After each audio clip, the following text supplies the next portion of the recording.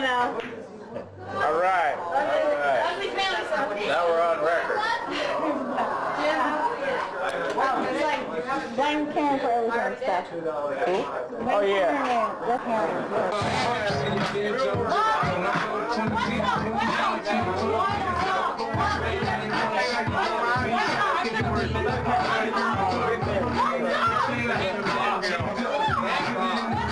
Hey. Baby, I got a little tape.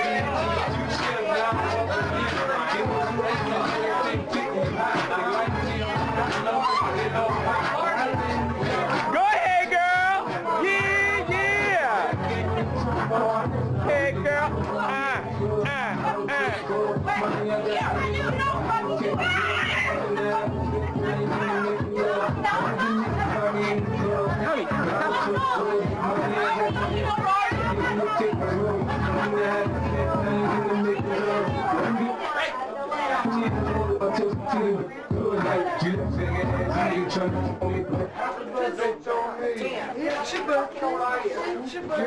Hey, this is gonna be on pay-per-view later on. okay, let's sing happy birthday. Alright, don't be going nowhere now.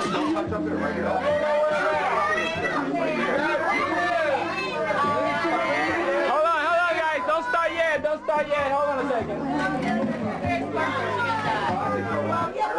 Yeah. Happy birthday to you.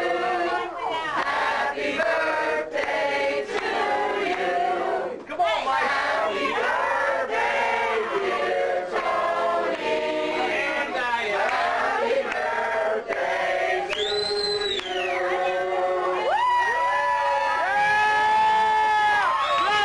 Blow, baby. I can handle that. Yeah. All right. From 7th all the way to 12th, played football together and partied together, shared girlfriends together. Yeah. He tried to steal mine, I tried to steal his.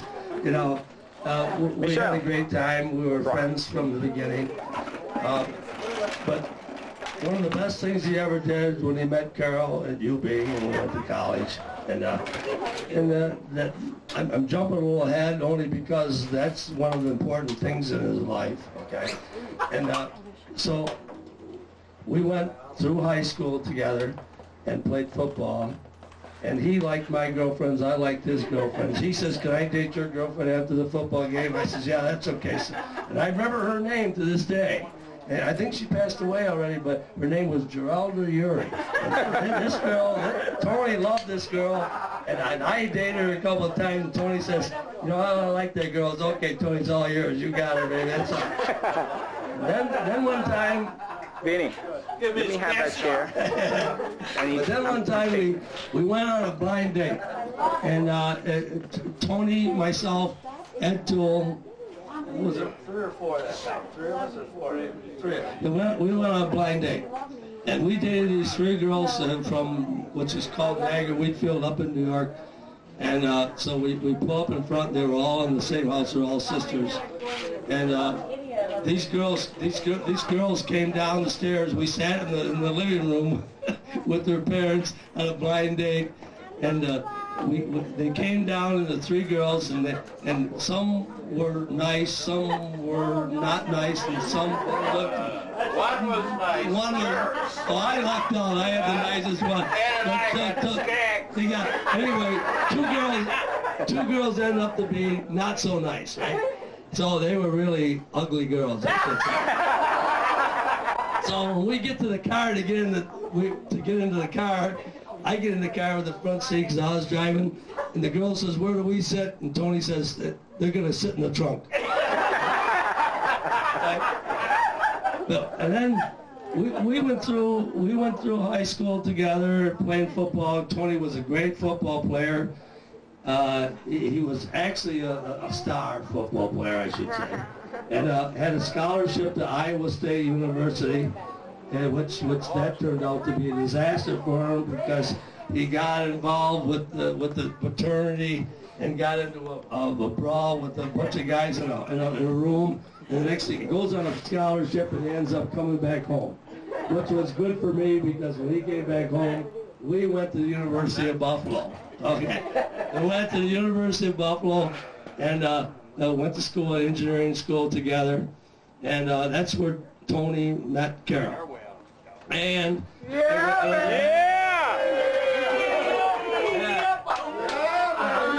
some stories there, and we used to sit there in the at the cafeteria, whatever it was, and we used to watch the girls with their beautiful legs come down the stairs, and Tony and I would sit there, and all of a sudden, you know, Carol come down one time, and he goes, "That's the girl for me." I go, "Okay."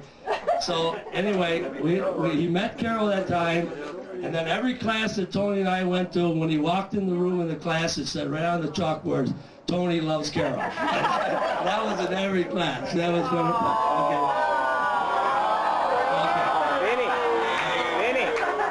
Okay. Now we're not at high school, out of the service. Okay. In the meantime, I jumped a little ahead only to get Carol into that picture because that's the prize of his life. Okay, but what happens is that we hung out at the Luxury Lounge in Niagara Falls. It was a real bar that all his friends hung out at. And what happened one time, the war in Korea come about, and we're sitting there, Tony and I, and a couple of other friends, and ready to get drafted.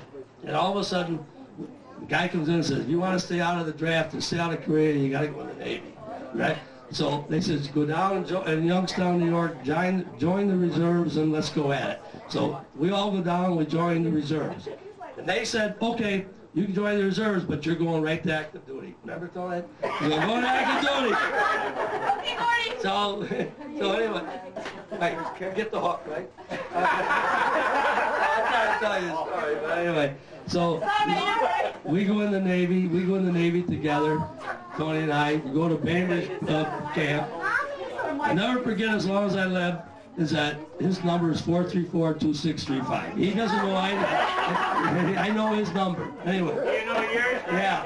Mine's one less than his. That's why I know. But anyway, and we go to boot camp, and the last day of boot camp, Tony gets very sick with a like a fever type thing. And I worked on him over. Remember that?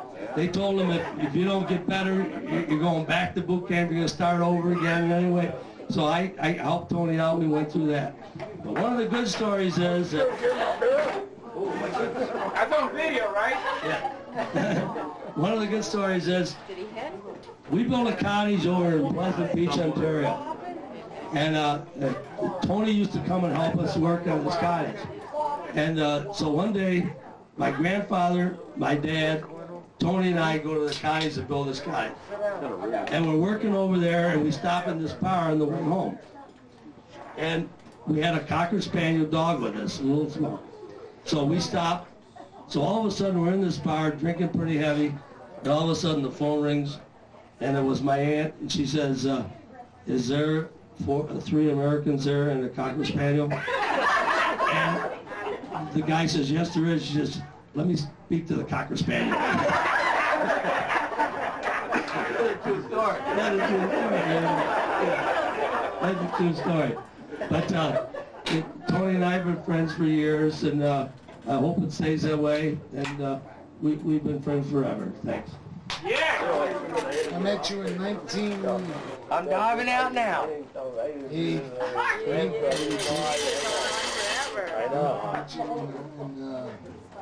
I met you and you've been an inspiration to my life ever since then. Since 1982. I love you. You've always been an inspiration. You always helped me. And I love you to death, but... You can say, "Ah." Clap your hands. Big hugs. No, I need, for real, I need the sisters right here now. Come here. My wife, you, blonde, right here. Don't ignore me. Come over here right now. Get over here. Come here. Sis, come here. I need all the sisters right now. Sexy mama. Hi. Hi.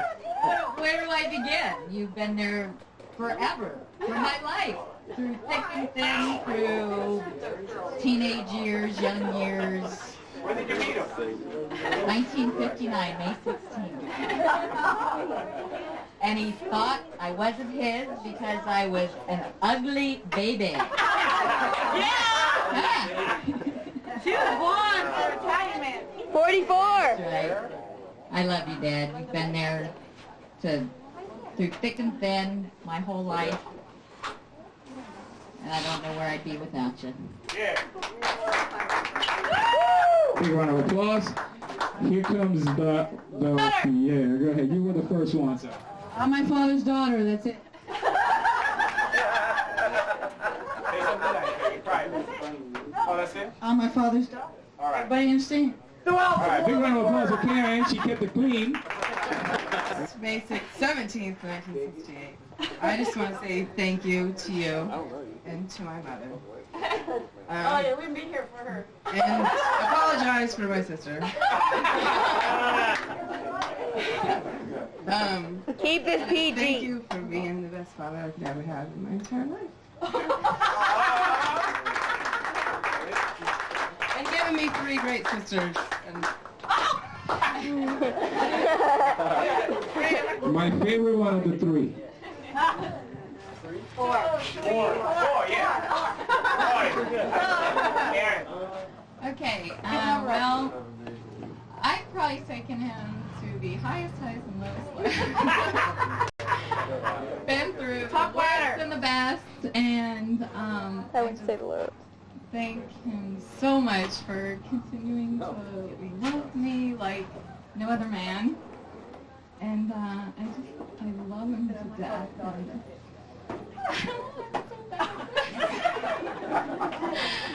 And I just love him. I love you.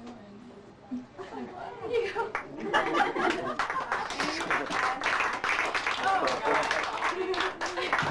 And now, a big round of applause for Mommy Dearest.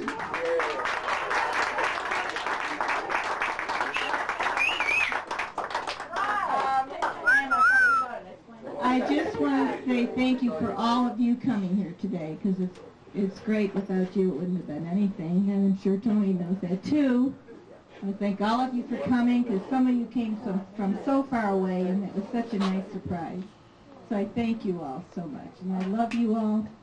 And this man here, we've had our ups and downs, our lows and our highs, but we got through it all.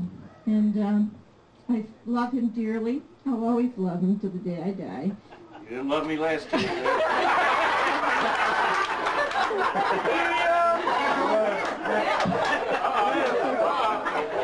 I'll tell you about Tuesday. Wait. Unfortunately, we went to a funeral of one of our best friends, but there was a party, which you probably heard the story, but I'll tell it again. Okay. We go there, and we get there, and, you know, there's a bar, you know, so. Oh, that's it. You know, and it's Canadian beer at the fullest that you can get. Okay. So we start drinking, all of a sudden everybody starts eating the beer, no, I can eat. So we decide, hey, geez, it looks nice, let's go outside. Tony don't remember going outside, but we went outside. So we go outside. We sit there, and you guys probably know if you're golfers, there's a guy by the name of Mike Weir, they're from Canada, he won the Masters. He's sitting with us at the same table for like 3 hours. He's at the same table with us, right? Wonderful guy, humble, everything, right? So I only seen Tony fall twice off the chair. Now, it was a chair just like this, okay? Sitting on a wood deck, okay? Now, when the first time he went, it wasn't so bad falling down, but he can't get up. So, then he fell again. I saw the second one, but then Carol tells me now there was 3. Now, I must have been in the men's room, but you know what? That ain't the first time that Tony and I did that, I'll tell you. Go, Your Honor. Let's see. I just want to finish by saying that this man is the love of my life, and he'll always be that way to the day we go to heaven. And I love him, and I wish him the best of luck and the 70 more years of happiness. Love you. Kiss, kiss, kiss, kiss. Yummy! Yeah! Wait a minute. We're not done yet because I have to bring up. Come here, sweetie. But I gotta call your husband up. Get him over here. This world interviews coming over and repair, fix, change this, fix the wash machine. I mean, this has been that way for how many years? And he just does it so willingly and happily. What a dear man, and I love him to death. So, thank you, Anthony Gillis. Big round of applause. Hey, but I gotta call up the one person that knows him the longest. And really knows the dirt behind the man. How about for the younger brother, the skinny one? First of all, I want you to know we had a profound effect because we slept together, and the bed would go like this. And we would pair our weights together. The bed was like this. When we got in together, the bed would go like this. I slept very close to him every night, believe it or not. That's the truth. So anyway, you know, when you look at your older brother, you know, he is my older brother. I want you all to know that. You look up to your brother, he's your hero, right? Well, you know, I learned at a very early age, they would go to luxury lounge. Well, guess where I wound up going? I wound up going to luxury lounge. And I wound up, truthfully, one time, I used to drink probably a case of beer a night when I was 18. I thought that was the thing the single guys did because of my darling brother. He taught me how to drink beer, truthfully. And we had a lot of fun. And then he went off to the service, and then he came back. And my memories are just awesome because if it wasn't for my brother, I would have been a reprobate. I mean, I would have gotten all kinds of trouble. He kept me from getting in trouble in my teenage years because he had, I don't know how many accidents, maybe 6, 7 accidents, where he wrecked my mother's car, and my mom and dad wouldn't let me touch the car because of him. So I couldn't go out on a date. My dad would let me take the car on a Sunday for 2 to 3 hours. And I had a date one time with a pretty Canadian girl on a Sunday. Oh, I was looking forward to taking her out. Mom and dad said, "You can't take the car out. Your brother wrecked the car, and you're going to do the same thing. You're staying home." I was heartbroken, you know, and I didn't have the girl's telephone number, so I couldn't call her. And I fell asleep. Next morning I woke up, and I thought, well, you know, really, this isn't that bad. I thought it was, you know, I feel bad for the girl, but I lived through it, you know, and I learned I could do without things because of my brother. Now, when we were kids, we have an ongoing story to tell that he and I will disagree to this day. Him and I were fighting in the living room, and I swear he pushed me through the window. Now, he says, what do you say I did? Tell me what you said. You fell through the window.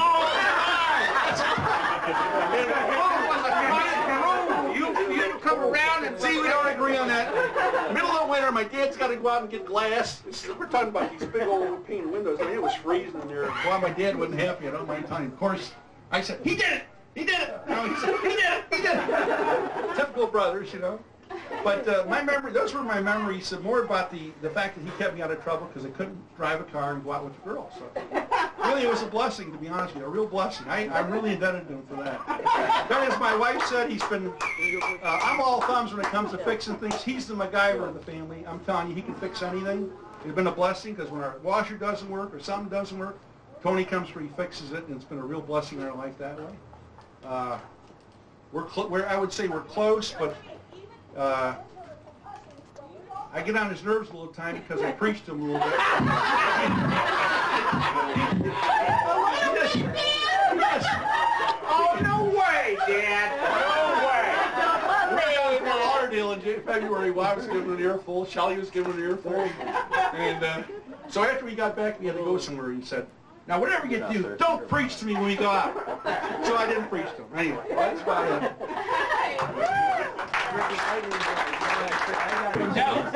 No, Tony had a real problem, like Matt was right about falling asleep with his date, you know. And he hit more poles than anybody in this whole country, okay? Yeah, he really did.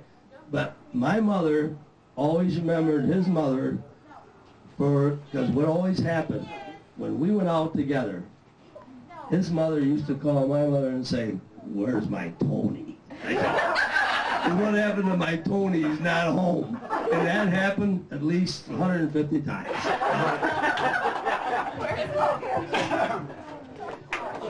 We're supposed to be cousins, but only through my wife.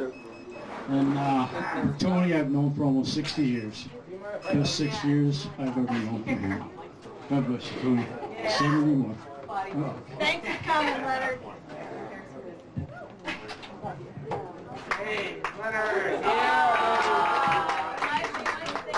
So, what? I've known Tony since I was 7 or 8. We never quite sure. Second grade. Second grade. And he's an amazing man. And I remember one of the first times realizing that was when he made a pair of pants for Mary. Man, so. I mean, I just thought that was amazing. Susan and I were just talking about that, and she said that the only thing they were worried about is he was going to make a pair for her and Karen, and they were going to actually have to wear them. At the time, Mary was only what? Tiny, too. Toddler? Yeah. Toddler. Many days over their house, me and the girls, because at my house it was just me and the boys. Susan had to tolerate my brothers quite a bit, but over at Carol and Tony's, it was me and the girls, and we had a blast most of the time, even if Tony was yelling at us. Which he was never. Never, ever. Harold did all the Especially as Susan and I entered our high school years.